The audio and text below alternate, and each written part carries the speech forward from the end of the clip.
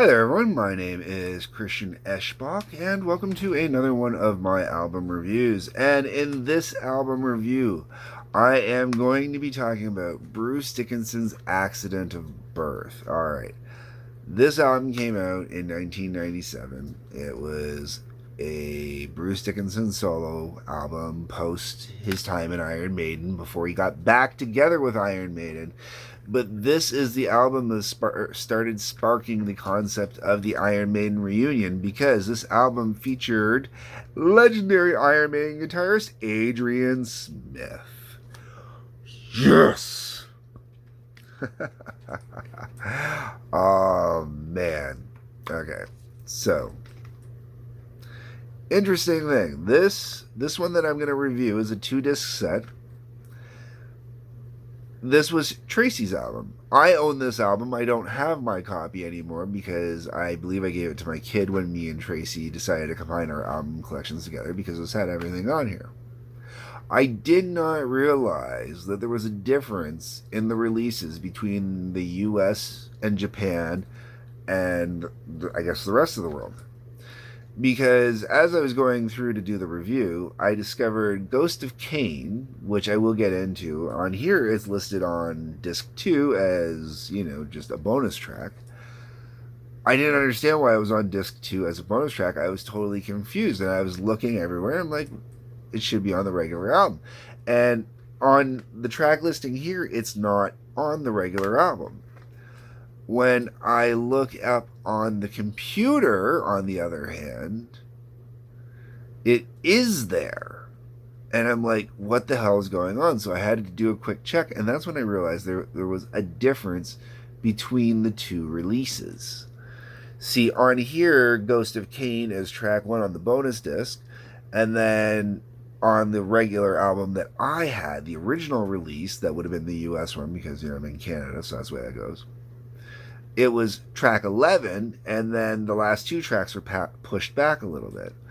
So when I present this, I'm going to present it as it is on here, but I want to get that difference out of the way right off the beginning, okay? Now, the album opens up with the track Freak. Freak is this brilliant opening to the album. Freak is one of those songs that for some reason I can never associate the title with the song. Never works. And I would probably put this into more mixes if I could associate the two together. That goes into Toltec, which also, once again, a good tune. Really enjoy it. It's Toltec 7 Arrival. And good tune. Really enjoy it. The title, I never associate it with the actual song. Then we get into where it really starts. Okay, now the titles are clicking. Which also kind of says something, I guess, about the first couple songs. Well, they're good songs and they get the album going perfectly. If you threw them into the middle of the album, they may not stand out the same way, because you definitely would have hit much higher quality stuff. You get to Star Child is the first song. Now, Star Child, I really dig. This is the first one where I really get into it. I'm really enjoying the vocals. It's really just kind of got me going on this album. And I really love the delivery. I love the music on this, the arrangements to it. Great, great vibe. Then you get to Taking the Queen, and I like this. This is definitely getting into some more medieval fantasy kind of vibe, something that, you get more with Bruce Dickinson, a little less with Iron Maiden. I know it sounds funny considering some of the stuff. People will be like, oh no, Fear of the Dark has got a medieval vibe, and, Dance of Death has got a medieval vibe.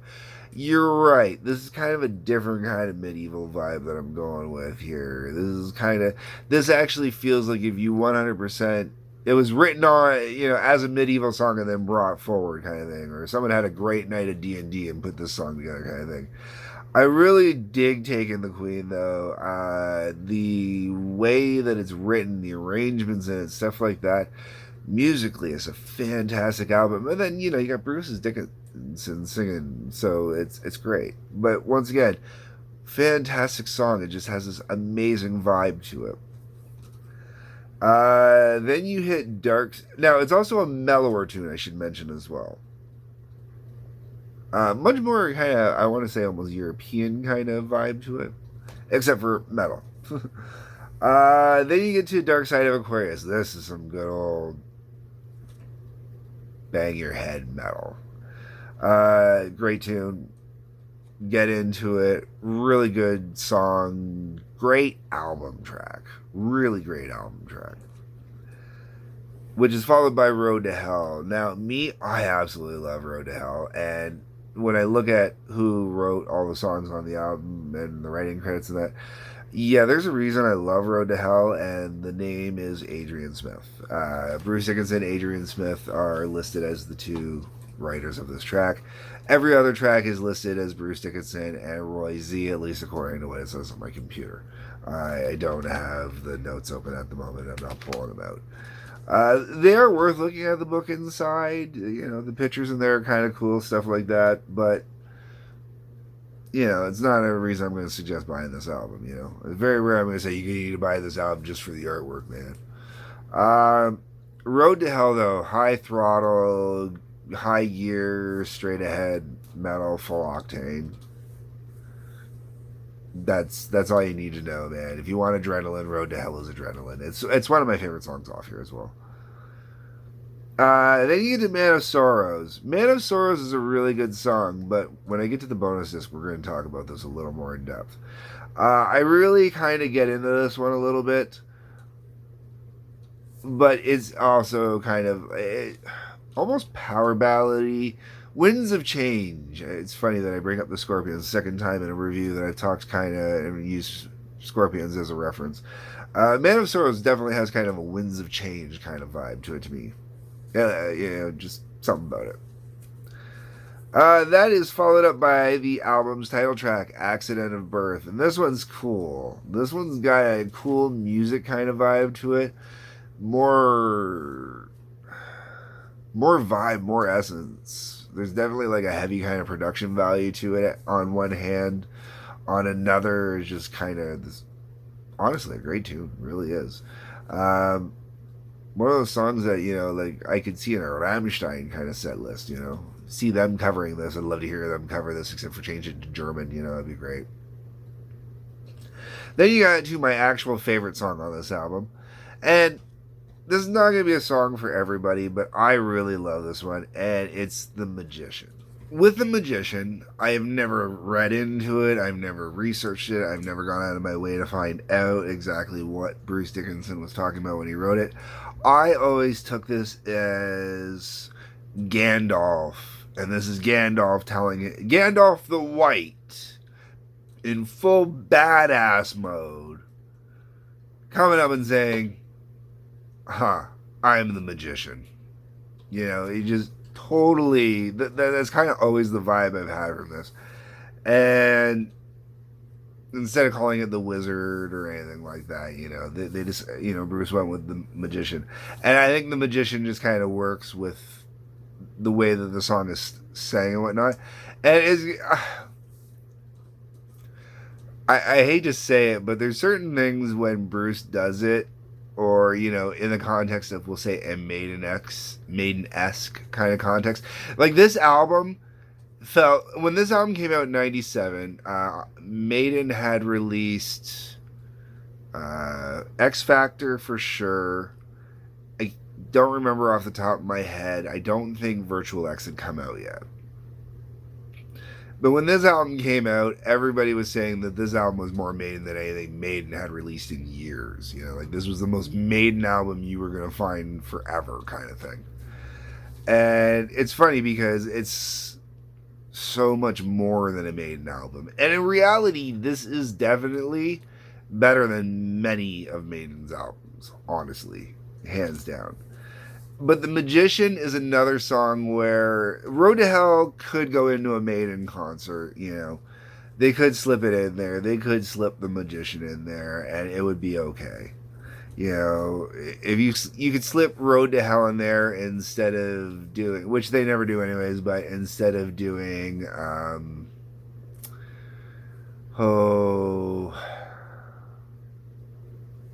can't even think of it. Anyways, where I was going with this is, one of the things with The Magician, and I would not suggest switching this out for The Trooper, is one of the greatest parts about the Trooper, and one of my favorite jokes about it, because I had this argument in my band once where I was talking about we had a song, great song I love doing. We didn't have a chorus to it, and the bassist had said, we really need a chorus to our songs. I said, well, we got a chorus on this one, we just don't have a chorus on this one. But not every song has to have a chorus. I mean, you don't need to have a chorus. And if you really want a chorus, we could do an Iron Maiden Trooper chorus into it. I'm sure I can fit an oh in there somewhere. So that's great. And in The Magician, you get the oh, the magician is my name. Whoa, and it's so simple, but it sounds great and it works great. So to me, I always love the whoa. It's always my favorite go-to joke. You need a chorus. Well, let's put some whoa-whoas in there. Get a chorus, with multi backup singers doing the whoas. It sounds great. Can't fail every time. That is followed up by Welcome to the Pit. Welcome to the Pit is okay, I guess. I don't mind it. It's a good album cut. It's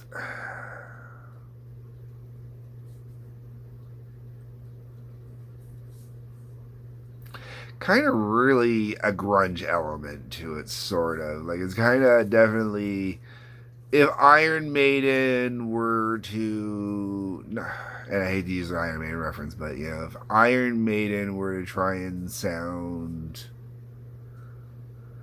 actually, Bob Rock. It sounds like Bob Rock had a hand in this song. That's how Welcome to the Pit kind of sounds to me. When you get to the Reload album and you get to songs like Attitude or Prince Charming, that's kind of, or Kiss's Carnival of Souls kind of thing. Everybody was kind of trying to get that tweak of that grunge kind of going in there, that dark kind of element to it. That's where I get with Welcome to the Pit. That's followed by Omega, which is one of those songs where I really enjoy listening to Omega. I think it is a great track on the album, but I often forget about it because of the title, and I don't associate the title with it. Omega is a really good song, though. I just don't know why the title doesn't click. And then the album finishes with Arc of Space. This is a brilliant closer to this album. I usually like a really good solid closer, and this is a really good solid closer, but it's a really mellow closer. It's a beautiful, pretty piece. Absolutely brilliant and fantastic. And I really dig it and get into it. Now, based off of the way this is set up, would I recommend you get just the regular version? Absolutely.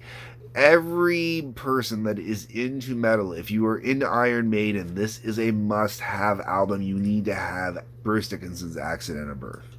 All right, this is one of the best metal albums that came out of the 90s, out of everything I've listened to, especially with, classic bands, the Dynasty kind of bands, Iron Maiden, Metallica, Megadeth. Pantera might be the exception here. Like, this album can really take a lot of albums to town. This album can take some Maiden albums to town, some big time, like when you get to No Prayer for the Dying, which I've done a review for. This takes No Prayer for the Dying to town without even trying. This album, I believe, takes Seventh Son of a Seventh Son right down. Psh, gone, over, you're nothing. This album stands toe to toe, as far as I'm concerned, this album stands toe to toe with Number of the Beast and Peace of Mind. Everything else, I could argue, is not of this level with Maiden. That's how good of an album I think this is. Now, I'm going to get into the bonus track. Now, as I already mentioned, The Ghost of Cain. I really think that Ghost of Cain is missing off that first album. When I think of how this layout goes and Ghost of Cain's not on there, Ghost of Cain would have been after Welcome to the Pit, which would have picked the album right back up into a kind of heavy kind of gear again. A metal gear again. It would have taken out of that kind of grungy kind of vibe and right back into a metal vibe again. And would have been the perfect takeoff. Without it there, it still works. I'm fine with it. I don't have an issue with it. It's cool. But man, do I notice it. Now, Ghost of Cain, is it a special song? It's got a good catch on the chorus, and it's really enjoyable. Is it a song that I think you have to have, you have to hear? No. I just think it worked out in that format with what I'm used to with the original release. So then we get into a cluster of demos. We get the Accident of Birth demo, the Star Child demo, the Taking the Queen demo. They're demos. Do I think there's anything cool about them? If you're a hardcore fan, you might enjoy something. I don't think it's anything spectacular, anything special. I do what you gotta do. Whatever makes you happy. If you're a hardcore fan, you might enjoy listening to them once or twice, because that's all I've ever done, listen to them once or twice, and I love this album. And these are songs that I really appreciate off this album, too, and they're just, whatever. Then we get to a cluster of Man of Sorrow. You get the radio edit, which is about a minute and a half shorter. They cut out a good chunk of it. Most of what they cut out is a lot of the repetitiveness, which is okay.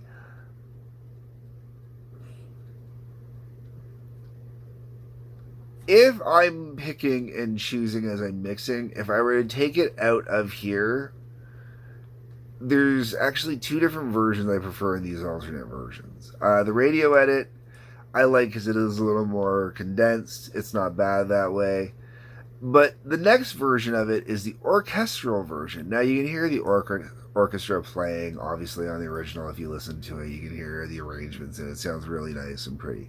Here, they jack up all the orchestra arrangements, so you can really hear it push through, and it's more focused on the orchestra arrangements, a little less on the regular metal instruments. You can still hear them, it's just less focused on it, and I really dig that as well, because I really do love when an orchestra is in there really booming with it.